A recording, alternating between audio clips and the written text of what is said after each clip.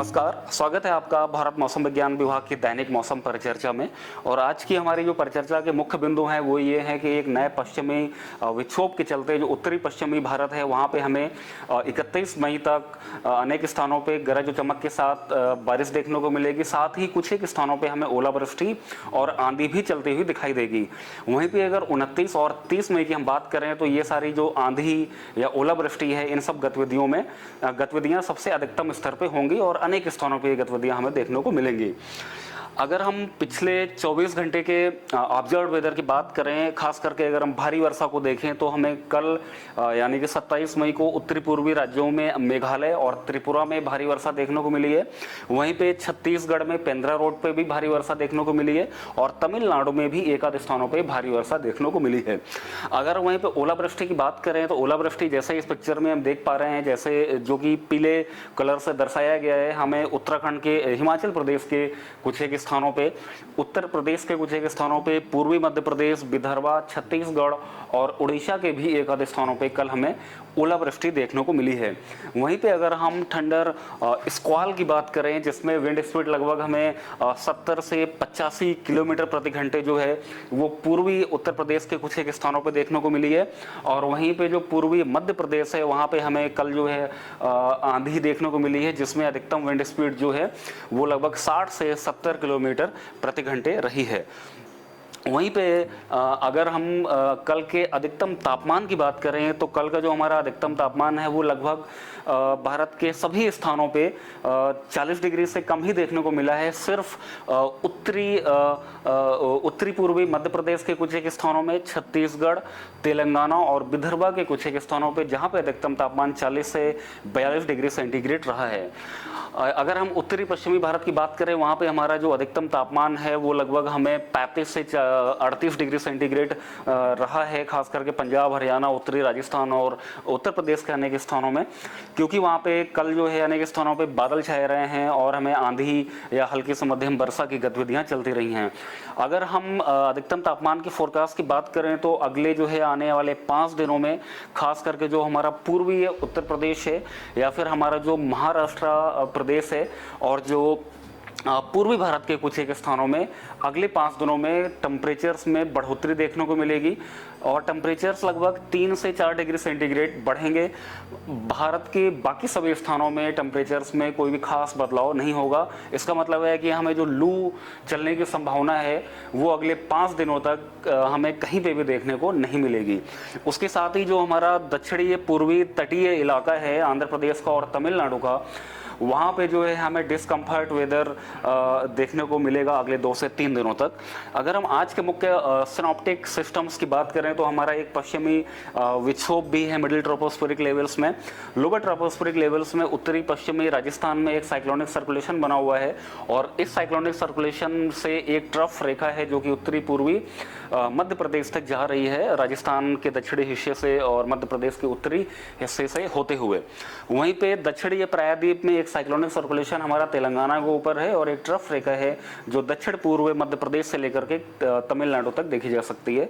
पूर्वी भारत में, उत्तरी पूर्वी भारत में हमें मेघालय के पास एक साइक्लोनिक सर्कुलेशन दिखाई दे रहा है। उत्तरी पश्चिमी भारत में ये साइक्लोनिक सर्कुलेशन ट्रफ और पश्चिमी विक्षोभ के चलते, जैसा कि इस पिक्चर में हम देख पा रहे हैं, अनेक स्थानों पे जम्मू कश्मीर, हिमाचल प्रदेश, उत्तराखंड, राजस्थान, पंजाब, हरियाणा, पश्चिमी उत्तर प्रदेश और उत्तरी मध्य प्रदेश के अनेक स्थानों पे बादल छाए हुए हैं। कुछ एक स्थानों पे हल्के से मध्यम वर्षा अभी भी चल रही है और वहीं पे इस साइक्लोनिक सर्कुलेशन के चलते उत्तर पूर्वी राज्यों में भी बादल छाए हुए हैं, हल्की से मध्यम वर्षा देखी जा सकती है। दक्षिणी प्रायद्वीप में खास करके हमारा जो तमिलनाडु है, केरल का एरिया है और उससे लगा हुआ जो तटीय आंध्र प्रदेश है, वहाँ पे भी कुछ एक स्थानों पे हल्के से मध्यम वर्षा और बादल देखे जा सकते हैं। अगर हम मानसून की बात करें तो जैसा कि हमने देखा था, मानसून हमारा 19 मई को बंगाल की खाड़ी में प्रवेश किया था और अब जो है हमारी जो वायुमंडलीय जो परिस्थितियां हैं वो दिन पे दिन अनुकूल होती जा रही हैं और ऐसा लग रहा है कि अगले 2 दिनों में जो हमारा मानसून है वो दक्षिणी बंगाल की खाड़ी में कुछ और आगे बढ़ेगा। साथ ही हमारा अंडमान निकोबार जो आइलैंड है, द्वीप है, और अंडमान जो सी है वहाँ पे भी आगे पहुँचेगा, बढ़ेगा और आगे पहुँचेगा। अगर हम वेदर फोरकास्ट की बात करें तो हमने जैसा कि देखा कि एक पश्चिमी विक्षोभ है जो कि भारत को आज रात से ही अफेक्ट करेगा उत्तरी पश्चिमी भारत को, जिसके चलते उत्तरी पश्चिमी भारत के अनेक स्थानों पे खास करके जो प्लेन एरिया है जैसे कि राजस्थान, पश्चिमी मध्य प्रदेश और पश्चिमी उत्तर प्रदेश, वहाँ पे हमने आज भी ऑरेंज कलर दिया हुआ है क्योंकि वहाँ पे आज जो है कुछ एक स्थानों पर हमें आंधी देखने को मिलेगी, खास करके राजस्थान के पूर्वी हिस्से में, मध्य प्रदेश के पूर्वी हिस्से में और उत्तर प्रदेश के पश्चिमी हिस्से में हल्की से मध्यम वर्षा चलती रहेगी। गरज और चमक के साथ बिजली भी एक आध स्थानों पर गिर सकती है और उत्तरी राजस्थान और उत्तर पश्चिमी मध्य प्रदेश के एक आध स्थानों पर आज हमें ओलावृष्टि भी देखने को मिल सकती है, जिसके चलते हमने वहां पे ऑरेंज कलर का वार्निंग दिया हुआ है। भारत के बाकी सभी स्थानों में कोई विशेष वेदर नहीं है, जिसके चलते या तो हमने ग्रीन कलर यानी कि कोई भी वार्निंग नहीं है या तो फिर हमने येलो कलर का वार्निंग दिया हुआ है। येलो कलर का मतलब है कि जो हमें उसमें अपडेट रहना है, बहुत ही सीवियर वेदर होने की संभावना नहीं है। वहीं पे 29 मई को अगर हम देखेंगे तो हमारा लगभग पूरा का पूरा उत्तरी पश्चिमी भारत सिर्फ पंजाब और हरियाणा के कुछ एक स्थानों को छोड़ के पूरे उत्तरी पश्चिमी भारत में हल्के से मध्यम वर्षा गरज और चमक के साथ हमें देखने को मिलेगी। कुछ ही के स्थानों पे हमें आंधी भी देखने को मिलेगी, खास करके उत्तराखंड, राजस्थान और पश्चिमी उत्तर प्रदेश और हरियाणा में, और कुछ ही स्थानों पे ओलावृष्टि भी जैसे कि हिमाचल प्रदेश, उत्तराखंड, उत्तरी राजस्थान, पश्चिमी उत्तर प्रदेश में हमें ओलावृष्टि भी देखने को मिलेगी। अगर हम राजधानी क्षेत्र दिल्ली की बात करें तो 29 मई को और खास करके 28 मई यानी कि आज रात से ही और आज रात को और कल 29 मई को कुछ एक स्थानों पर हमें हल्की से मध्यम वर्षा देखने को मिल सकती है। गरज और चमक के साथ बिजली चमकने की भी संभावना है राजधानी क्षेत्र दिल्ली और उसके आसपास के क्षेत्रों में। आज रात से स्टार्ट होगा और 29 मई तक जो कि गतिविधियां चलेंगी। जो ये हमने ऑरेंज कलर का वार्निंग दिया है इसका मतलब है उन सभी क्षेत्रों में काफ़ी ज़्यादा तेज आंधी चलने वाली है। कुछ एक स्थानों पर ओलावृष्टि भी गिरेंगे, जिसके चलते जो है हमारा जो बागवानी है या खेतों में जो फसल है या वृक्षारोपण वगैरह है उसमें जो है हमारा नुकसान हो सकता है। इसके साथ ही ओला गिरने के टाइम पे या तेज आंधी के चलने के टाइम पे हमें खुले स्थानों पे नहीं जाना चाहिए, जिससे कि हमें चोट पहुंच सकती है। और तेज हवाओं के चलते, ओलावृष्टि के चलते जो हमारे कुछ कमज़ोर जो ऑब्जेक्ट्स होते हैं, स्ट्रक्चर्स होते हैं, उसमें भी नुकसान होने की संभावना है, जैसे कि कच्ची झोपड़ियाँ वगैरह होती हैं। इसी वजह से जब आपके क्षेत्र में आंधी चल रही हो, खास करके उत्तरी पश्चिमी राज्यों में, या ओलावृष्टि अगर आपको जो कि अगले 3 दिन तक होने की संभावना है, अगर ओलावृष्टि आपको दिखाई दे रही है तो उस समय आपको सुरक्षित स्थान पर रहना चाहिए, आपको खुले स्थानों पर नहीं जाना चाहिए। साथ ही आपको किसी पेड़ वगैरह के नीचे आश्रय नहीं लेना चाहिए। और जब बिजली गिरने की अगर घटना हो रही है आपके क्षेत्र में उत्तरी पश्चिमी भारत में, तो वहाँ उस समय आपको किसी भी वाटर बॉडी या पानी से दूर रहना चाहिए और कोई भी इलेक्ट्रिकल अप्लायंसेस नहीं यूज करना चाहिए। वहीं पे अगर हम 30 मई की बात करें तो जैसा कि हमने पहले भी बताया था कि 30 मई को भी उत्तरी पश्चिमी भारत में कुछ एक स्थानों पे आंधी, हल्की से मध्यम वर्षा, गरज चमक के साथ बिजली वगैरह गिरने की गतिविधियां चालू रहेंगी और जो कि मुख्य रूप से जम्मू डिवीजन, हिमाचल प्रदेश और राजस्थान तक ही देखने को मिलेंगी। बाकी अन्य हिस्सों में कोई विशेष वेदर होने की संभावना नहीं है। 31 मई से उत्तरी पश्चिमी भारत में जो अभी तक आंधी चल रही थी या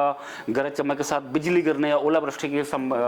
गतिविधियां चल रही थी उसमें कमी देखने को मिलेगी। हालांकि एक आध स्थानों पे, सिर्फ इक्का दुक्का स्थानों पे ये गतिविधियां चलती रहेंगी, जिसके चलते हमने सिर्फ येलो कलर का वार्निंग ही 31 मई को दिया हुआ है। वहीं पर अगर हम उत्तरी पूर्वी राज्य की बात करें या फिर पश्चिमी भारत की बात करें या पूर्वी भारत की बात करें तो अगले 5 दिनों में वहाँ पर कोई भी विशेष वेदर होने की संभावना नहीं है। हालांकि दक्षिणी प्रायद्वीप की अगर हम बात करें तो दक्षिणी प्रायद्वीप में आज हमें तमिलनाडु में और केरल में एक आध स्थानों पे भारी वर्षा होने की संभावना है और दक्षिणी प्रायद्वीप में 31 मई को वेदर एक्टिविटी में, गतिविधियों में बढ़ोतरी देखने को मिलेगी। जैसे कि हमारा दक्षिणी कर्नाटक है, तमिलनाडु है और केरल है, वहाँ पे हमें 31 मई और 1 जून दोनों ही दिनों में भारी वर्षा भी देखने को मिलती रहेगी। पूर्वी भारत, उत्तर पूर्वी भारत और पश्चिमी भारत में कोई, और मध्य भारत के भी अनेक स्थानों में कोई भी विशेष वेदर होने की संभावना नहीं है 29 मई से लेकर के 1 जून तक। मौसम की और अधिक जानकारी के लिए आप हमारी IMD की वेबसाइट पर विजिट कर सकते हैं, साथ ही हमारे फेसबुक पेज और हमारे YouTube चैनल पर हमें फॉलो कर सकते हैं। धन्यवाद।